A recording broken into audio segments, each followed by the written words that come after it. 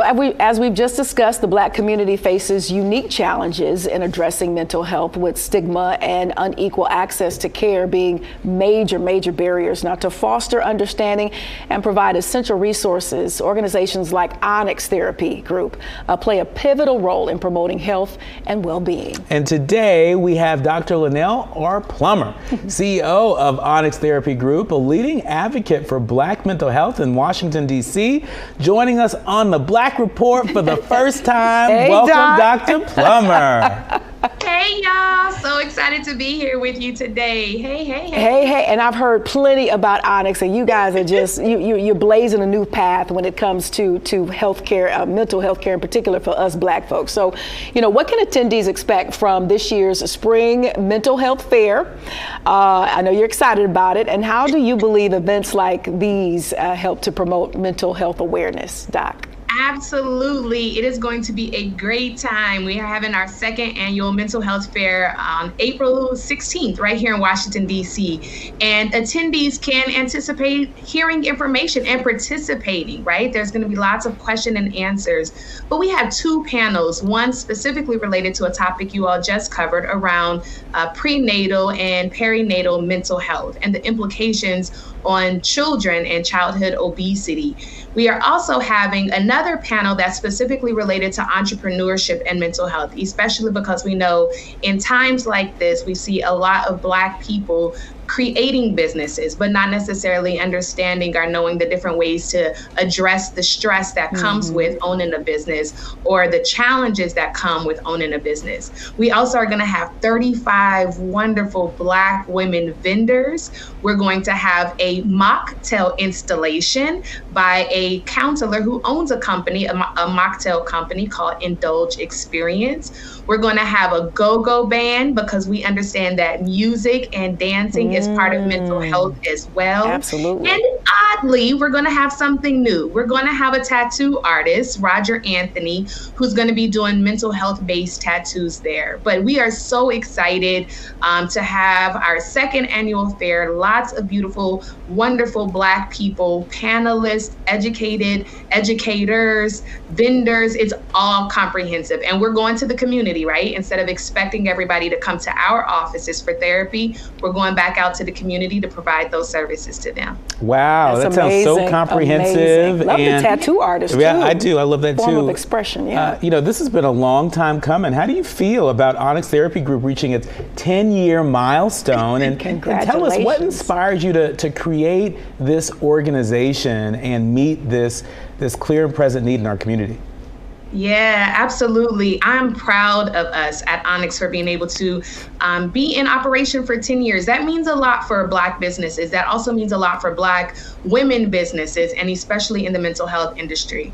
So when I started working in mental health about 17 years ago, there were about 6% of the Black population was participating in therapy. And of that 6%, 2% has suicidal ideations, thoughts, and even behaviors. And since that time, over the last 17 years, we've increased the number of Black people that are accessing and participating in therapy, 16%. So we went from 6% to 16%. I started Onyx because it was important to me for Black people to see Black therapists. Based off of some of our own cultural views, we've been told, don't air out our dirty laundry, don't put our business out in the streets.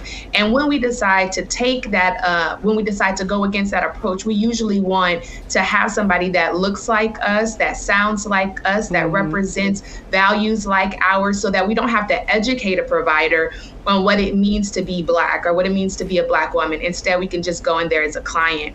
So 10 years ago, I saw that there was a gap, and there were not a lot of Black professional counselors. In fact, right now, we only have 11% of mental health providers are Black. And that was even less 17 years ago. So there was a need for us, and there's still a need for us. And because of that need, we've been able to expand outside of DC. So we're in DC, we're in Maryland, we're in Pennsylvania, we're in Minnesota. We're trying to go to all the places where our Black folks need us.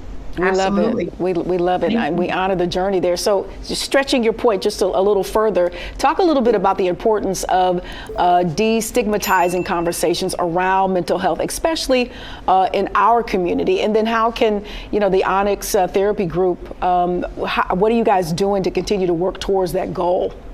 Right. So I think in our community, a lot of folks think about mental health in terms of some of the diagnostic processes. So depression and anxiety, post-traumatic stress disorder and such. And they think, I don't fit into those categories, so I don't necessarily need services. But they forget that we also need services as, again, we're trying to navigate and understand entrepreneurship or parenting or relationships, as we're trying to break generational cycles or learn skills that we didn't learn from our parents and from our ancestors. So different things around how to solve a conflict or communication. And not to say that our ancestors and elders didn't teach those things, but they taught it based off of the context that they were living. And we're living in a new time with a new generation, with new expectations, with access to technology. And all of that is overwhelming to be living in a space and not necessarily always feel that we have the skills to be successful there. Mental health is in everything we do. It's in our style, it's in our identity, it's in all parts of our lives. And so we just normalize that, and primarily through our community-based events like the fair and the quarterly events that we do as well. In our remaining moments, can you tell us what specific advice you'd give to our soulmates who may be hesitant to seek professional help for mental health concerns, and how can they find culturally competent care providers? I have a feeling you know exactly where they need to go.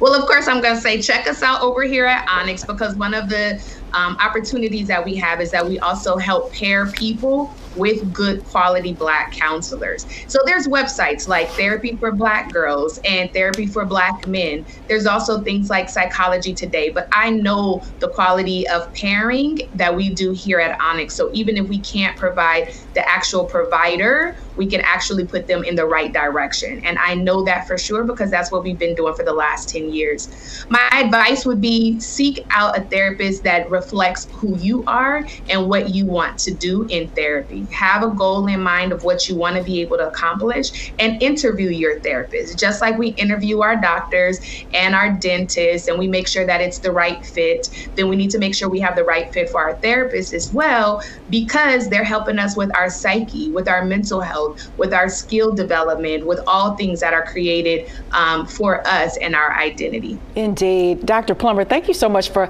joining us today. I remember coming to your offices. I used to work in DC. The radio station was there. You guys had a big grand opening, and I remember it feeling very much like home. And I was just so proud of you sisters and all your counselors. So here we are 10 years later, and you are still doing the work, and we appreciate you so much. You're an official soulmate. You got to come back and join us, as this conversation is ongoing, girl. Anytime. So thank you so much. I appreciate you all so much. Indeed. Thank you, Dr. Plummer. Thank you. We appreciate you. Have a good one. You too, darling.